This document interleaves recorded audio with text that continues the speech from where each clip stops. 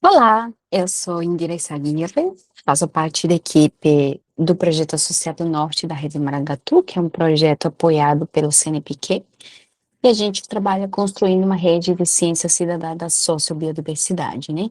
Esta é a primeira videoaula da equipe do Projeto do Norte, e eu vou falar o seguinte tema, né? Quem cuida do manguezal? Governança ambiental da sociobiodiversidade nas reservas extrativistas marinhas na costa amazônica paraense. Bora lá, então. Bom, para entender um pouquinho governança ambiental, né, antes de entender o conteúdo em si, a gente precisa conhecer primeiro aonde é que o manguezal está.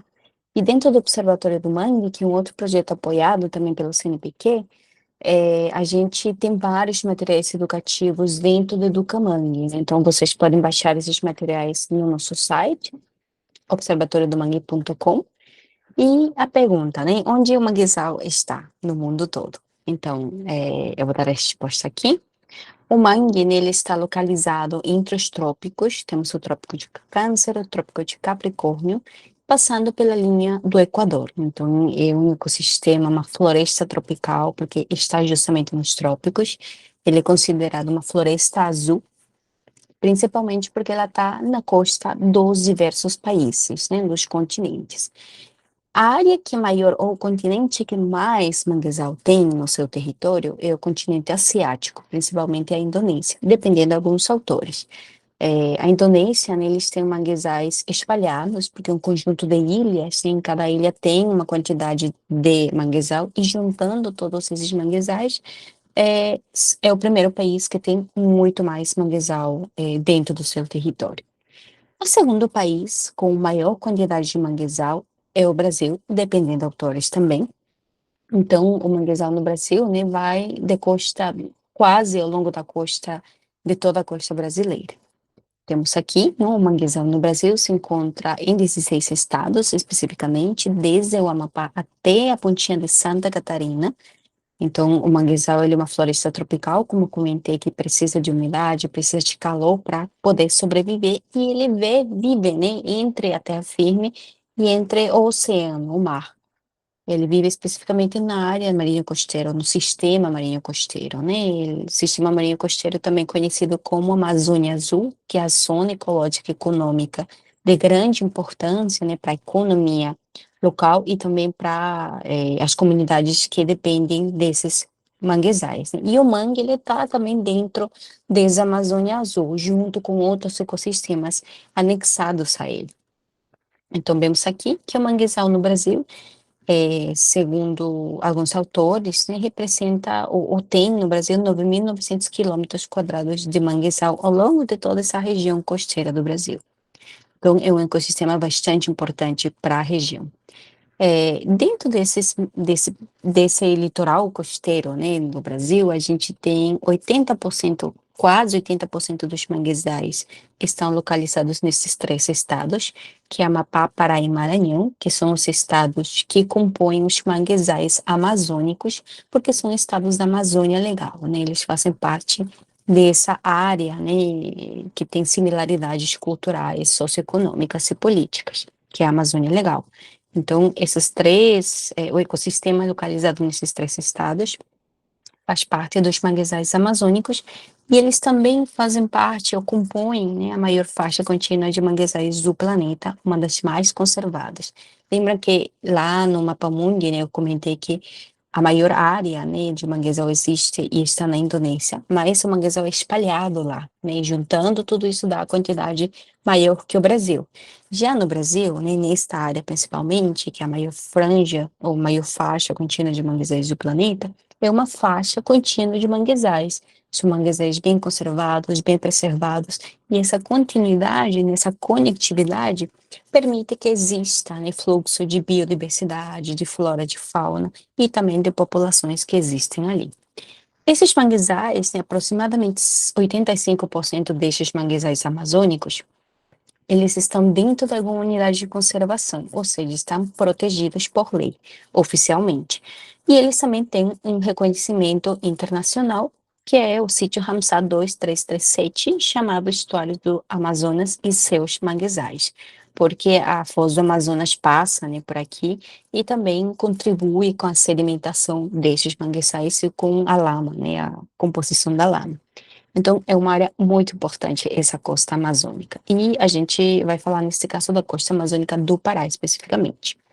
Bom, além de entender aonde é que está o mangue, né, a gente precisa compreender o que é um manguezal, né, e seus serviços ecossistêmicos. O mangue não é outra coisa que um sistema socioecológico complexo, porque tem relações não somente biológicas, de fauna, de flora, mas também de pessoas, né? Então, é um ecossistema que abriga essa relação entre humanos e não humanos, né? Essa relação seja econômica, seja social, seja cultural, que existe ali intrinsecamente. Então, vemos aqui, por exemplo, uma marisqueira que tira sururu, temos os pescadores que tiram peixe e também caranguejo, que é o recurso mais icônico desse ecossistema aqui na região do Pará.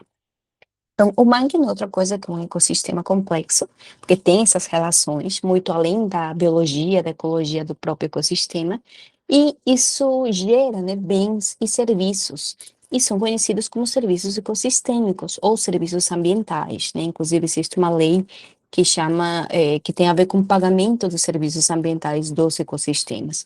E serviços ecossistêmicos se ele conhece mais desse ponto de vista acadêmico que existe uma classificação, né? Dependendo de alguns autores, temos 4 classificações, dependendo de outros, temos 3. Tem alguns autores que juntam regulação e manutenção, os serviços ecossistêmicos de regulação e manutenção, e outros que separam. Por um lado, serviços de regulação, por outro, manutenção, provisão e culturais. E aqui eu prefiro falar, segundo a classificação do CICES, que é uma classificação dos serviços ecossistêmicos que a gente usa dentro da academia, que são 3 categorias, né? São os serviços ecossistêmicos de regulação e manutenção, que se refere àquilo que o manguezal regula, né? Que oferece. Ele oferece um microclima, ele oferece trocas gasosas, ele oferece vários ciclos biogeoquímicos que estão ali, que a gente não consegue enxergar logo à vista, né? Isso vai além dos nossos olhos. Então, existem trocas como a captura, o estocamento de gás carbônico, e isso tem importância para o combate das mudanças climáticas. Temos a proteção do ecossistema da floresta de manguezal em relação a tsunamis, por exemplo. No Brasil não temos esse fenômeno, mas existe muito na Ásia, né? Então, o manguezal ele serve como uma barreira, né, para diminuir a força da maré, do tsunami, na verdade, e protege da erosão costeira. Então, esses são os serviços de regulação e manutenção, porque mantém uma biodiversidade, né? Além da fauna, além da flora, temos os fatores bióticos, abióticos. A lama, por exemplo, né, que o componente principal onde existe estocamento de carbono é a lama, né? Por isso que tem um cheiro bem forte. Quando vocês forem no mangue, né, se vocês já foram, vão sentir um cheiro bastante forte, né? Porque são processos biogeoquímicos que estão acontecendo ali, né? O caranguejo se alimenta da folha, da risófora ou do mangue vermelho, por exemplo. Ele detrifica, né? Converte essa folha e ele deixa essa folha apodrecendo e esse apodrecimento gera acumulação de matéria orgânica para formar a lama. Então, tudo está interconectado dentro do mangue. Temos os serviços ecossistêmicos de provisão, que são, não é outra coisa que fornecer alimento, né? Principalmente em materiais, recursos madeireiros e não madeireiros. Então, temos alimentação, principalmente, peixe que se esconde lá nas raízes para se proteger e para se reproduzir. Temos o caranguejo-sá, que é o Ciris cordatus, bastante conhecido, aqui a cadeia do balão dele é bem conhecida aqui na região. Temos o sururu, o turu, temos outros recursos que são extraídos para alimentação e para manter a economia azul local dessas populações. É, temos recursos madeireiros, né? Muitas populações usam a madeira que já está morta, por exemplo, para fazer carvão, para fazer um alvoado, um assado de peixe, de caranguejo. Então, existem esse uso dos recursos. O mangue nos oferece alimentação e matéria, né? Energia de alguma forma. Os serviços ecossistêmicos culturais, né, tem a ver com conhecimento tradicional, com inspiração, com a beleza cênica do ambiente em si, né, porque o ecossistema ele está conectado às praias, à formação de praias, temos as festas, o conhecimento local, como comentei, que é repassado de geração em geração, Tem algumas festas aqui, por exemplo, que chamam-se Festival do Caranguejo, Festival do Sururu, do Camarão. Então, tem a ver com a sociobiodiversidade do manguezal, né? Esse serviço cultural. Até a gente que estuda o mangue também se beneficia deste serviço ecossistêmico, porque a educação também está dentro desse eixo cultural, dessa categoria de serviço ecossistêmico, né? Porque a gente escreve artigos, faz produção científica a partir do ecossistema. Então, para ter uma visão geral, né, que o ecossistema manguezal é um sistema complexo, como eu falei, e ele compõe, né, esses serviços ecossistêmicos.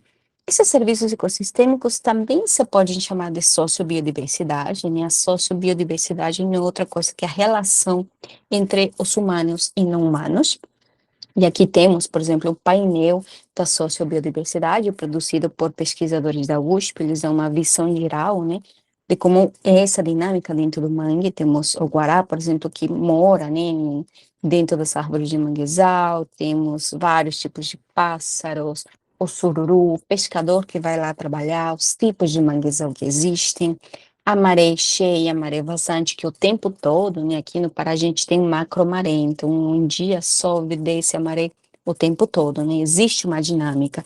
E essa sociobiodiversidade não é outra coisa que a junção desses serviços ecossistêmicos, né, dessas categorias, porque lembre que dentro dos serviços ecossistêmicos a gente também tem cultura, então também fala dessa relação, né, entre os humanos e não humanos. Então, isso é sobre serviço ecossistêmico. E também, né, a gente precisa conhecer qual é o manguezal, né? De que mangue a gente está falando. Aqui na região da costa amazônica paraense, temos três espécies predominantes, que são o mangue preto, o mangue branco e o mangue vermelho. E aqui temos o primeiro, né, que é a Avicennia germinans, é o nome científico, siribeira ou siriúba para os pescadores, e o mangue preto, né, ou o mangue preto. Então, ele tem uma folhinha um pouquinho arredondadinha, a flor dele é branca em período de floração, é um tempo específico do ano, né, ele espelha as folhas da Avicennia, ele espelha sal, porque ela não consegue processar, né, ela fica muito estressada de sal, então ela espelha, tem essa adaptação inteligente de espelhar essa sal através da folha, né? Então, quando a gente vai no mangue nesse período, a gente vê brilhando as folhas, todas as folhas brilhando de sal, né?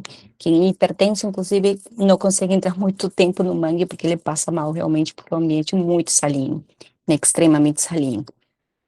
E a vicênia, né, o assiriúba, ela é uma árvore geralmente robusta, grande, que fica no meio, e ao redor dessa árvore não tem nenhuma outra árvore mais, né, porque a raiz dela fica por dentro da lama, que é conhecida como pneumatóforos. Então, eles conseguem, a raiz precisa sair por dentro da, da lama, né, como aqui se vê na imagem, fica assim, pontinhas, né, raízes por fora. Então, são pneumatófilos, que a gente conhece como pneumatófilos. Pisar em cima é um pouquinho difícil, né? Tem gente que consegue pisar assim, sapato especial. Os pescadores, por exemplo, fazem as roupinhas especiais para ir para o mangue, e eles conseguem caminhar rapidinho por esse tipo de avicenha ou siribeira, né? O siriu. Outro tipo é a lagunculare racemosa, ou a tinteira, ou mangue branco, né? A folhinha dela é um pouquinho mais arredondada, tem um formato de coração. Ela não é tão conhecida dentro do mangue, a gente não consegue identificar logo de cara ela, porque só é uma espécie de árvore sozinha, né? Fininha, alta, e a gente consegue identificar pela folha, geralmente, né? Que é um pouquinho arredondada. E a última espécie a gente tem, que é a mais conhecida, né, a mais importante, é a Rhizophrya mangue, ou mangueiro, ou também mangue vermelho, né, a folhinha dela é um pouquinho mais esticadinha, ela tem as raízes escura que saem, né, que parece que está se agarrando a lama, e na época de reprodução, né, ela tem o propágulo. No propágulo, ela consegue guardar o alimento, né, para ficar ao longo do tempo, ficando aí divagando pela maré, pelo vento, sendo levada por esses fatores, até se aposentar ou se sentar em um local, né? Então, na pontinha, ela guarda bastante alimento para sobreviver ao longo desse período. E existe um tipo mais, que é o Cornocarpus erectus, que é uma árvore, ou mangue de botão, conhecido como mangue de botão, que existe na costa, né, mais pertinho das praias. Só que, essa espécie é pouco conhecida e não tem muita, na verdade, não é tão predominante como essas 3 anteriores. E bom, todo esse manguezal, né, entendendo que o mangue é um conjunto de espécies de fauna, de flora e fatores abióticos, a gente consegue entender que os serviços ecossistêmicos estão presentes ali, né? Um exemplo é o serviço cultural de inspiração que tem a ver com a arte. Aqui temos uma produção artística com carapaça ou com casca de sururu, feita pela comunidade do Perimirim, no município de Augusto Corrêa.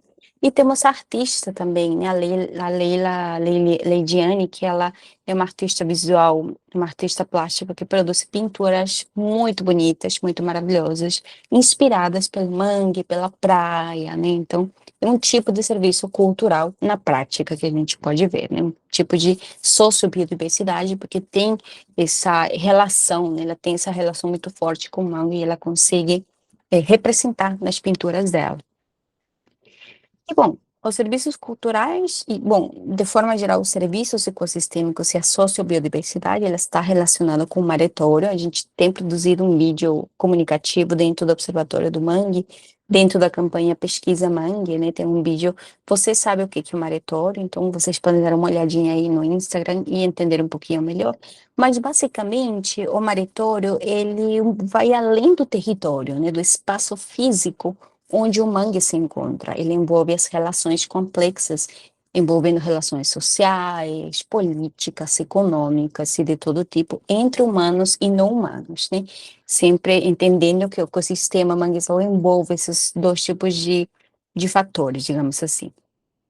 E esse mangue também é reconhecido, como eu comentei no início, né? A costa amazônica paraense e o manguezal amazônico, na verdade, está dentro do sítio Ramsar 2337, e ele faz parte dentro do sítio Ramsar, né? O sítio Ramsar não é outra coisa que um reconhecimento mundial às zonas úmidas, né? Como se fosse um selo de reconhecimento de importância biológica, cultural para a sociedade e para o mundo todo.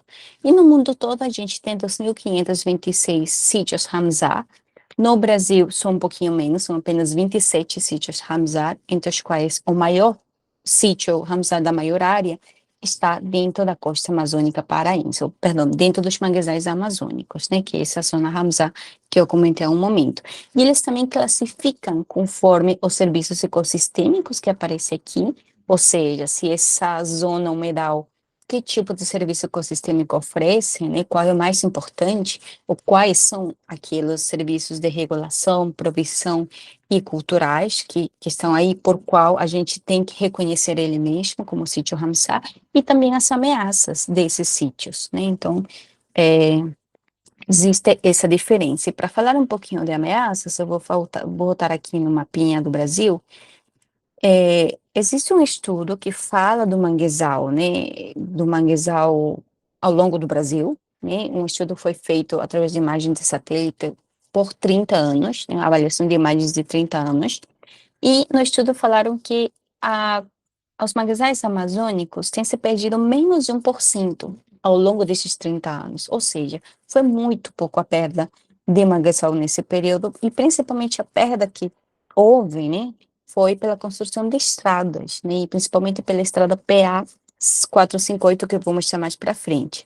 A diferença da região norte, a região nordeste perdeu muito mangue por causa da aquicultura, e as outras regiões sudeste e sul perderam também manguezal pela especulação imobiliária e pela especulação industrial, principalmente, né? Então, para entender um pouquinho essa dinâmica de ameaças, né, que estão relacionadas com esse importante ecossistema.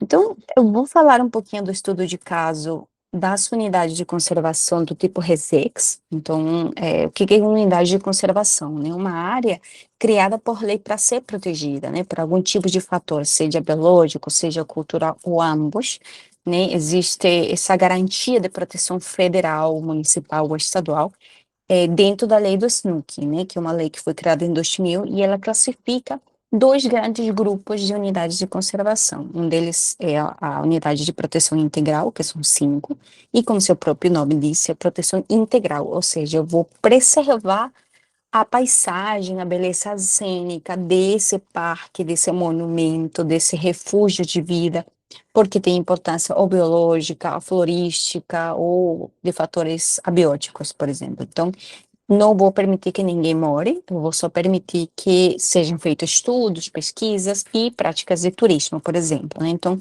existem 5 categorias, subcategorias dentro dessa grande categoria de proteção integral. E a outra, eu acho um pouquinho mais importante, porque ela envolve gente, é a do tipo uso sustentável, onde as reservas extrativistas marinhas encontram-se, né? São 6 categorias. Uma delas são as resex marinhas, então, que é o nosso caso de estudo agora. Então, são áreas protegidas por lei, só para lembrar. E, bom, para falar a governança dentro dessa unidade de conservação, eu vou especificar a unidade de conservação da Resex Mar de Caetê Taperaçu, né, que é esta daqui, que ela está composta por, ou envolve 3 comunidades dentro, que estão dentro dessa reserva, e outras em torno, né, ao longo da zona de amortecimento principalmente, mas todas se beneficiam dos recursos do manguezal.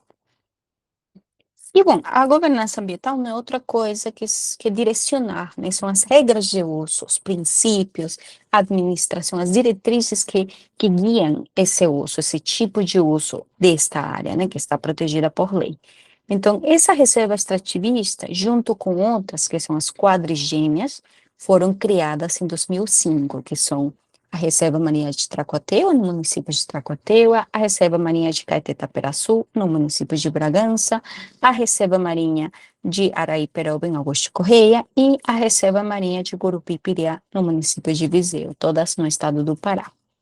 Então, são reservas bastante grandes, né, com bastante abundância de manguezal, e essas 4, em 2018, foram juntadas, a cogestão foi juntada, né, a administração foi unificada, melhor dito, e foi criado o Núcleo de Gestão Integrado, que é o NGI de Bragança, né, para facilitar a administração, a gestão ou cogestão dessas áreas. Destas 3 áreas, apenas a Reserva de Caetê-Taperaçu tem um plano de manejo, onde direciona, né, os tipos de uso, a zonificação, as zonas de pesca, etc. E a de Araí-Peroba tem um diagnóstico, que seria um pré-estudo para gerar um plano de manejo, né? E a de Tracuateua tem uma guia ou tem uma regra de uso dos caranguejeiros ou das comunidades para usar, né, esse tipo de recurso. Então, apenas essas 4, apenas uma tem um plano de manejo, né, oficialmente proposto. E essas reservas, né, principalmente a Reserva Marinha de Caetê-Taperaçu, ela tem, ela é gerida, né, ela é co-gerida, ela é governada por uma rede de atores sociais que são, que fazem parte ou se beneficiam de alguma forma, seja direta ou indireta, desse ecossistema manguezal. Então, temos aqui, por exemplo, o ecossistema de mangue, com seus 4 tipos de serviços ecossistêmicos, ou com sua sociobiodiversidade. Temos as comunidades que estão dentro da reserva oficialmente, e temos as que estão fora, né? A gente fez um estudo entrevistando pescadores e pescadoras destas 9 comunidades. E essas comunidades se relacionam, né, com outros atores sociais, como a SEMA, a Secretaria de Meio Ambiente, a Prefeitura, o ICMBio, as instituições educativas, a igreja, né, etc. Então, do resultado que a gente conseguiu mapear dessa rede de atores, né, muitas pessoas que moram dentro ou fora dessa Resex conseguiram dizer para a gente que tem uma relação de indiferença com a universidade, principalmente, porque geralmente a universidade vai lá, né, pega os dados e nunca mais volta por X motivos. Então, uma falha que a gente identificou que existe essa relação de indiferença, né? Tipo, tanto faz se a universidade vir ou não, porque ela não muda muito a vida da gente. Praticamente foi esse o discurso que a gente pegou. Tem também com a prefeitura e tem com o ICMBio, né? Principalmente com o ICMBio em época de fiscalização do caranguejo-sá, tem alguns atritos, né, de abordagem, pela forma que eles vão e pegam, né, o caranguejo dos pescadores. Então, a gente ouviu bastante depoimento sobre essa relação, né. Isso foi um estudo que faz parte de um capítulo de livro que foi publicado em 2018 ainda, que a gente fala um pouquinho, né, traz esses depoimentos. E atores como a igreja, por exemplo, é muito presente, né, bem presente dentro das comunidades tradicionais, a religião como parte, né, da sociedade faz parte dessas comunidades, né? Então, por exemplo, algumas igrejas, eles fazem algumas muitas ações ambientais, né, como, sei lá, colhida de coleta de lixo, etc. Algumas ações de educação ambiental. Então, eles percebem esse engajamento, né, através da religião também. Então, é um mapa dos atores sociais. Os atores sociais, conhecer, na verdade, os atores sociais é muito importante para o processo de entendimento da governança ambiental, né, que vai direcionar esses princípios, essas regras de uso e as relações também entre esses atores sociais. E a gente tem princípios também na governança ambiental, né? E isso são princípios aplicados à Resex magnética Theta Peraçu. São alguns dos princípios que a gente conseguiu pegar na literatura, né? Existem princípios de participação social, ou seja, que todas as comunidades devem, né, e suas lideranças devem participar dos processos de tomada de decisão. Temos a transparência, né? Esse processo de manejo e co-manejo tem que ser transparente e comunicado para todos os tipos de públicos das comunidades, a responsabilidade tem que ser compartilhada, tem que existir justiça e equidade, por exemplo, reconhecer que as mulheres cumprem sim um papel importante para a pesca, elas fazem parte da cadeia do valor, por exemplo, do caranguejo, o respeito ao conhecimento tradicional também, né, reconhecer esse conhecimento tradicional em relação a certos aspectos ecológicos do ambiente, porque o pescador que conhece bastante também quando que vem a maré, quando que vai embora, etc., né, e o ciclo dos recursos que ele utiliza como caranguejo. E esses outros dois princípios, que é sustentabilidade no uso, que quer dizer incentivar, né, a continuidade dessa conservação dessa maior faixa contínua de manguezais do planeta, através de diversos programas, projetos, e resolução de conflitos, né, tem que existir um diálogo, a governança ambiental tem que estar guiada por um diálogo bidirecional, né, não só de um lado de um ator social, mas dos dois, de forma pacífica e de forma que seja entendível, né, para ambos públicos, para ambos tipos e nível de conhecimento. E aqui nós geramos um gráfico, né, que fala mais ou menos desses princípios da governança em torno à reserva extrativista marinha de Caeteta-Peraçu, né. Temos aqui os serviços ecossistêmicos ou a sociobiodiversidade do mangue, os quatro, né, ou os três, dependendo os autores, que são recursos de uso comum. E temos, por um lado, a governança ambiental obrigatória, que ela é direcionada por legislação, né, temos a SNUC, a lei, temos a lei do meio ambiente, temos hoje a lei do Promanguezal, né, do programa Manguezal, temos também os reconhecimentos internacionais, como o sítio de Ramsar, que eles direcionam de alguma forma, reconhecem esse uso, né, essa importância ecológica. Então, a gente chamou de governança ambiental obrigatória. E a governança ambiental voluntária, que são as próprias regras das comunidades, né? Embora não exista uma regra oficial, a comunidade tem uma regra de uso, sim, intrínseca, e que é entendível entre as pessoas da comunidade, né, que vão usar o recurso, por exemplo, eles têm uma data específica para tirar caranguejo, na época de defesa eles não vão, e eles se cuidam entre eles, né? Existe esse processo de cuidado do uso do mangue. Então, isso seria uma governança ambiental voluntária, e ambos tipos de governança, elas têm que estar em consonância, né, em conversação, tem que seguir esses princípios, como prestação de contas, transparência, cooperatividade, direção, responsabilidade, né, em relação à conservação do ambiente, porque ele também envolve a economia, envolve a sociedade. Aqui vou colocar um exemplo, né, de um dos princípios que de responsabilidade compartilhada, né, a governança ambiental ela tem que ter uma responsabilidade compartilhada entre os atores sociais que estão envolvidos de forma direta ou indireta. Isso envolve quase todo mundo, né, não só os órgãos de fiscalização ou de administração, mas também as comunidades, as lideranças, os acadêmicos das universidades, etc. A gente, dentro dessa pesquisa, perguntamos, né, para as pessoas, quem que você acha que é responsável pela conservação do manguezal, né? A gente perguntou tanto para comunidades que estão dentro da Resex, quanto para as que estão de fora, né? Que moram um pouquinho mais longe do mangue, mas que usam também o mangue. E a maioria de fora da comunidade respondeu que o Estado que se ocupa, né, da conservação desse manguezal, né, não a própria comunidade, mas o Estado, eles colocam essa responsabilidade para o Estado. Já a comunidade que mora dentro, que está dentro da reserva, ela entende que a própria comunidade tem esse grau de responsabilidade, né, junto com outros atores como o CMBio, o Estado e os próprios usuários diretos que usam esse recurso. Então, isso apenas foi um diagnóstico, né, que a gente fez para entender esse processo de entendimento do princípio de responsabilidade compartilhada em relação ao princípio de governança ambiental. Então, falar de governança ambiental é um tema bastante complexo, principalmente quando a gente fala do manguezal, né, que já é um sistema socioecológico complexo, mas eu trouxe um exemplo, né, falando de alguns princípios, alguns atores sociais, no caso da Reserva Marinha Extrativista de Caetê-Taperaçu.